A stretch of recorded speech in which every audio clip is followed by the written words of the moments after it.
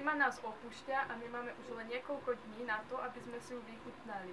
Jedným zo spôsobov môže byť aj návšteva Sudoparku v Klokočove. Sudopark je prvým miestom na Slovensku, kde sa môžete stretnúť s takou atrakciou, ako kúpacie súdy nepochybne sú. Sudopark je výsledkom snahy, ktorej cieľom bolo obnoviť pôvodnú osadu v Klokočove u Varmusov, nachádzajúcu sa v prekrásnom prostredí. Čo vlastne je ten kúpací súd? No, kúpací súd je vlastne alternatíva k saune alebo k bazénom v oblastiach, kde podnebie nedovoluje bazény užívať. Je to drevená kaďa o priemere 2 metrov, ktorá má zabudovanú pec na drevo v sebe a dokáže si vlastne dokúriť teplotu vody podľa požiadavky, ale odporúča sa medzi teplotou 38 a 41 stupňov, aby to pôsobilo ako suchá sauna pri 100 stupňoch. Prečo by mal človek vyskúšať vykurovacie súdy? No jednak pre príjemný pocit, pre prostredie, v ktorom to je, ale zo zdravotného hľadiska je to podobné ako sauna, dokonca ešte o niečo účinnejšie, hlavne kvôli imunite tela.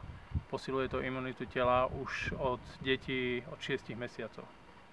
Koľko turistov navštívi Sudopark? A tak počty nejako nevedieme, ale Sudopark nie je o nejakej masovej turistike. Sudopark je o takom úniku z civilizácie a práve kvôli tomu sa to tu snažíme držať také komornejšie, nie je príliš veľa ľudí, aby si tí ľudia tu užili ten kľud a pokoj. Keby ste boli v súdoch a chodili by okolo vás desiatky ľudí, asi by ste sa tam príjemne necítili, preto je to vlastne aj umiestnené úplne mimo dediny v prostredí hôr.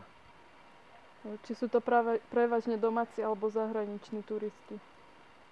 My sa môžeme pochváliť, že už sme tu mali vlastne asi zo všetkých kontinentov návštevníkov, od Austrálie, Južnej Ameriky, z Ruska, zo Sibíry, dokonca tu boli ľudia, ale hlavnú klientelu tvoria Slováci a Češi.